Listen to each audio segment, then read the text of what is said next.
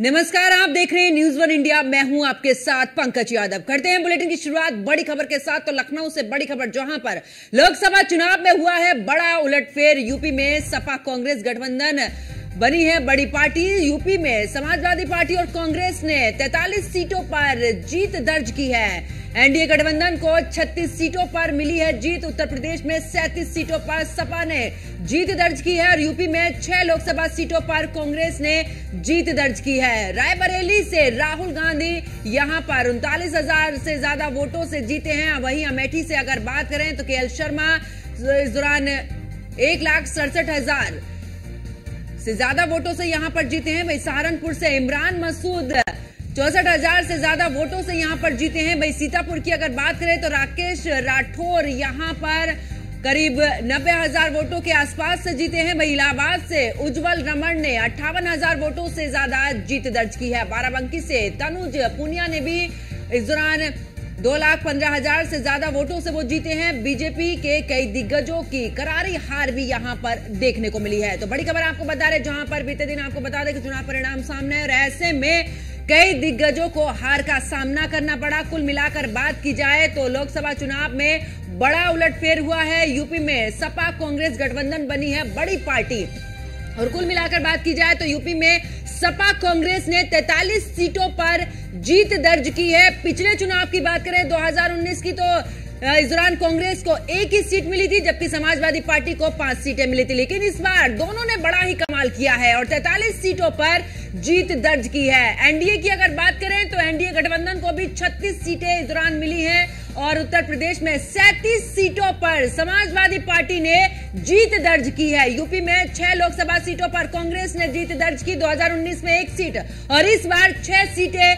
कांग्रेस के पक्ष में आई हैं। और बात की जाए इस दौरान तो रायबरेली से राहुल गांधी ने करीब 3,90,000 से ज्यादा वोटों से यहां पर जीत दर्ज की है। अमेठी की बात कर लेते हैं, जहां पर केएल शर्मा यानी कि यहां पर कांग्रेस प्रत्याशी रहे हैं। तो केएल शर्मा ने यहां पर बीजेपी प्रत्याशी स्मृति ईरानी को करारी हार दी है और करीब 1,67,000 वोटों से ज्यादा में यहां पर वो जीते हैं। सहारनपुर की बात करें तो सहारनपुर में इमरान मसूद भी 64,542 वोटों से जीते हैं। सीतापुर से राकेश राठौर यहां पर करीब 90,000 वोटों से थोड़ा सा नीचे रहे हैं और उन्होंने भी जीत दर्ज की है। वहीं इलाहाबाद की बात कर लेते हैं, जहां पर उज्जवल रमण ने भी 58,795 वोट से वो जीते हैं। बाराबंकी से तनुज पुनिया 2,15,704 वोट से उन्होंने भी जीत दर्ज की। कुल मिलाकर बीजेपी के कई दिग्गजों की करारी हार यहां पर देखने को मिली है। तो ऐसे में अगर बात की जाए तो इस बार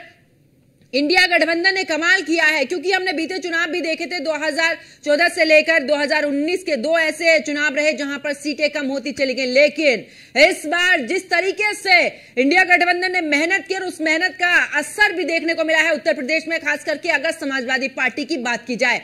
पिछले चुनाव में 5 सीटें और ऐसे में आते आते 30 से ज्यादा जो सीटें हैं वो समाजवादी पार्टी अपने खाते में ले गई। और दूसरी तरफ अगर कांग्रेस की बात की जाए, क्योंकि कांग्रेस यूपी में थोड़ा सा कम रहती है लेकिन फिर भी मेहनत की और रायबरेली अमेठी सहित 6 सीटें जो हैं वो अपने कब्जे में की। और ज्यादा जानकारी के लिए हमारे संवाददाता एसके वाजपेयी हमारे साथ में जुड़ चुके हैं। एसके, अगर बात की जाए, क्योंकि इस बार बीजेपी जहां थोड़ा पीछे खिसकी है तो वहीं समाजवादी पार्टी और कांग्रेस की बात करें, कमाल किया है। 2019 से बम्पर सीटें इस बार निकाली हैं दोनों ही पार्टियों ने। बिल्कुल निश्चित तौर पर अगर हम देखें तो उत्तर प्रदेश में काफी कुछ बदला हुआ कल नजर आया। जहां पर 2014 में अगर देखेंगे तो कांग्रेस उत्तर प्रदेश में 2 सीटों पर थी, जिसमें सिर्फ रायबरेली अमेठी जो उनकी परंपरागत सीट मानी जाती है वो बचा सके थे। और अखिलेश यादव की अगर हम बात करें तो 5 सीटों पर थे और 5 भी उनके खुद के परिवार की सीटें थी, जिसमें वो खुद भी थे, उनकी पत्नी डिंपल यादव कन्नौज से थी। हालांकि 2019 आते आते स्थितियां और ज्यादा बिगड़ी। उस दौरान समाजवादी पार्टी और बसपा का गठबंधन था। बसपा को तो जरूर इससे फायदा हुआ, क्योंकि बसपा जो 2014 में 0 थी वो 2019 में 10 हो गई थी और समाजवादी पार्टी को 5 सीटों से संतोष करना पड़ा था। यहां तक कि अखिलेश यादव की पत्नी डिंपल यादव अपना खुद का चुनाव भी हार गई थी।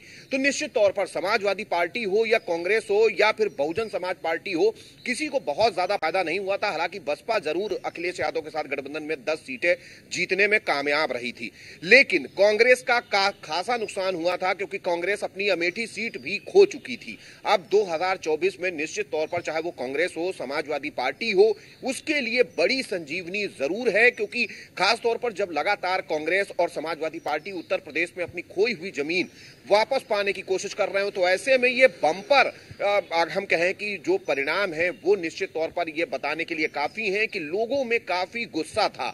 हालांकि न्यूज वन इंडिया की टीम लगातार एक जगह पर जा रही थी, लोगों से बात कर रही थी, उनके मन में क्या है, किस मुद्दे को लेकर वो वोट करने वाले हैं, बहुत सारी चीजें देख रही थी। हालांकि इस बार समाजवादी पार्टी और कांग्रेस गठबंधन ने जो कई चीजें हैं काफी फूक फूक कर कदम रखे थे, चाहे वो प्रत्याशियों के चयन की बात रही हो या उसके अलावा कैंपेनिंग की बात रही हो। निश्चित तौर पर एक टारगेट सेट करके अखिलेश यादव और राहुल गांधी ने उत्तर प्रदेश में जनसभाएं की थी। हालांकि अखिलेश यादव ने उत्तर प्रदेश में 54 जनसभाएं की थी और उसके अलावा राहुल गांधी और अखिलेश यादव ने संयुक्त रूप से 9 जनसभाएं की थी। प्रियंका गांधी लगातार अमेठी और रायबरेली में कैंप कर रही थी और कोशिश कर रही थी कि अपने गढ़ की दोनों सीटों को बचाया जाए। हालांकि इसमें वो कामयाब भी रही। निश्चित तौर पर भारतीय जनता पार्टी को खासा नुकसान हुआ है और उसके सहयोगी भी कुछ खास नहीं कर सके। हालांकि अगर हम देखेंगे तो अभी हाल में ही भारतीय जनता पार्टी के साथ आया आरएलडी भी अपनी हम कहें कि सीट बचाने में ही कामयाब रहा है, बहुत ज्यादा बेहतर परफॉर्म नहीं कर पाए। वहीं अगर हम भारतीय जनता पार्टी के दूसरे सहयोगी निषाद की बात करें तो वो अपने बेटे की सीट भी नहीं बचा सके। अगर हम भारतीय जनता पार्टी के तीसरे सहयोगी सुहेलदेव भारतीय समाज पार्टी के अध्यक्ष ओपी राजभर की बात करें तो उनको भारतीय जनता पार्टी ने एक टिकट घोसी से दिया था, जिस सीट को भी वो नहीं बचा सके।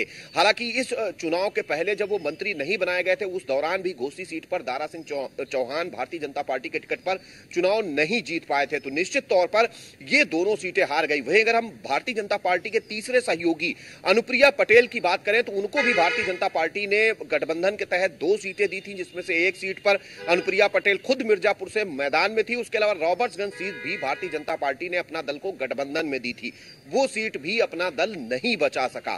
तो निश्चित तौर पर भारतीय जनता पार्टी की परफॉर्मेंस बिल्कुल ऐसी अगर ऐसे में बात करें, क्योंकि अनुप्रिया पटेल की अगर एनडीए गठबंधन की बात करें तो यहां पर ओबीसी लीडर के रूप में अगर बात की जाए तो सबसे बड़ी लीडर यहां पर इस गठबंधन में नजर आती है। और ऐसे में जब मिर्जापुर की बात की जाए, क्योंकि पूर्वांचल के वो जगह है जहां पर मुख्यमंत्री योगी आदित्यनाथ का ड्रीम प्रोजेक्ट रहा है, ऐसे में वहां से इतनी मशक्कत करनी पड़ी इस सीट को लेकर। बिल्कुल निश्चित तौर पर आपने देखा होगा कल जब हम लगातार परिणाम चला रहे थे तो अनुप्रिया पटेल दोपहर तक चुनाव में पीछे चल रही थी और लगातार जो गठबंधन इंडिया गठबंधन का प्रत्याशी था वो लगातार आगे चल रहा था। तो ऐसे में अनुप्रिया पटेल के लिए भी काफी चुनौती इस चुनाव में रही। बहुत आसानी से चुनाव उन्होंने नहीं जीता है और जिस तरीके से लगातार जो इंडिया गठबंधन था भारतीय जनता पार्टी के प्रत्याशी को हर सीट पर टक्कर दे रहा था, लगातार जो आंकड़े थे वो बदलते रहे। निश्चित तौर पर अगर हम आज की डेट में देखेंगे तो समाजवादी पार्टी उत्तर प्रदेश में सबसे ज्यादा लोकसभा जीतने के बाद नंबर 1 पर पहुंच गई है। सबसे बड़ी वजह अगर हम बीजेपी की माने उत्तर प्रदेश में, क्योंकि हमने जब स्टार्टिंग की हमने लिस्ट देखी थी, जो सिटिंग सांसद थे लगभग उन्हीं को यहां पर टिकट दिया गया। तो क्या उसी का खामियाजा, क्योंकि जब हम ग्राउंड जीरो पर पहुंचे यहां पर जो प्रत्याशी रहे हैं उनके अंदर खासा लोगों में काफी रोष देखने को मिला। उन्होंने कहा कि ये आते नहीं है। क्या ये भी एक मुख्य कारण हो सकता है कि बीजेपी पीछे हटी है? बिल्कुल निश्चित तौर पर कल हम ओम प्रकाश राजभर जो कि सुहेलदेव भारतीय समाज पार्टी के राष्ट्रीय अध्यक्ष हैं उनसे बात कर रहे थे और उनसे ये जानने की कोशिश हमने की कि आखिर वो क्या वजह मानते हैं, क्यों इतना नुकसान भारतीय जनता पार्टी और उसके गठबंधन को उत्तर प्रदेश में उठाना पड़ा। सीधे तौर पर हम देखें तो केंद्र में भारतीय जनता पार्टी 33 से 34 सीट अपने बहुमत से पीछे है, जो पूर्ण बहुमत के लिए उसे चाहिए थी, और इतनी सीटें उत्तर प्रदेश से उसका नुकसान हुआ है। सीधे तौर पर 2014 देखेंगे तो 73 सीटें थी और 2019 अगर हम जाएंगे तो 66 सीटें भारतीय जनता पार्टी के पास थी। अगर उत्तर प्रदेश में 2014 या 2019 की परफॉर्मेंस भारतीय जनता पार्टी ने बरकरार रखी होती तो ऐसे में भारतीय जनता पार्टी को केंद्र की सत्ता में किसी भी गठबंधन की आवश्यकता नहीं थी। भारतीय जनता पार्टी अपने बल पर सरकार बनाने में सक्षम हो सकती थी। लेकिन सीधे तौर पर भारतीय जनता पार्टी को सबसे ज्यादा नुकसान उत्तर प्रदेश से हुआ है, जिसके जो 2-3 मुख्य कारण हैं जो लगातार भारतीय जनता पार्टी को नुकसान कर रहे थे और शायद जो भारतीय जनता पार्टी के लिए रणनीति बना रहे थे उन्होंने इन सारी चीजों को जानते हुए भी अनदेखा किया। सबसे बड़ी बात यह थी कि जो भारतीय जनता पार्टी के सिटिंग सांसद थे वो मोदी लहर में, चाहे वो 2014 रहा हो या फिर 2019, दोनों में मोदी लहर के तहत चुनाव जीत जरूर गए, क्योंकि भारतीय जनता पार्टी ने जिसको भी प्रत्याशी बनाया, मैदान में उतारा, लोगों ने आंख बंद करके मोदी और भारतीय जनता पार्टी के नाम पर उसको वोट दिया, ना कि प्रत्याशी के नाम पर। लेकिन चुनाव जीतने के बाद भी, चाहे वो 2014 का प्रत्याशी रहा हो या 2019 का प्रत्याशी रहा हो, लोगों के बीच नहीं गया, लोगों की बात नहीं सुनी, जो वायदे थे उनको लेकर जमीनी स्तर पर काम नहीं किया, सड़क, बिजली, पानी जैसी जो मूलभूत जरूरतें लोगों के क्षेत्र में होती हैं उनको तक पूरा नहीं किया गया। यही एक वजह थी कि लोगों को जो भारतीय जनता पार्टी प्रत्याशी उतार रही थी उनके खिलाफ काफी गुस्सा था। भारतीय जनता पार्टी या उसकी सरकार से ज्यादा गुस्सा लोगों में प्रत्याशी को लेकर था। लेकिन भारतीय जनता पार्टी दबाव में थी, उसको मालूम था कि इंडिया गठबंधन इस दौरान 80 की 80 लोकसभा सीटें जीतने में कड़ी मशक्कत करनी पड़ी और यही वजह रही कि इतनी सीटें पीछे बीजेपी हो चुकी है। इसके इस दौरान आपने तमाम जानकारी दी, इसके लिए बहुत बहुत शुक्रिया।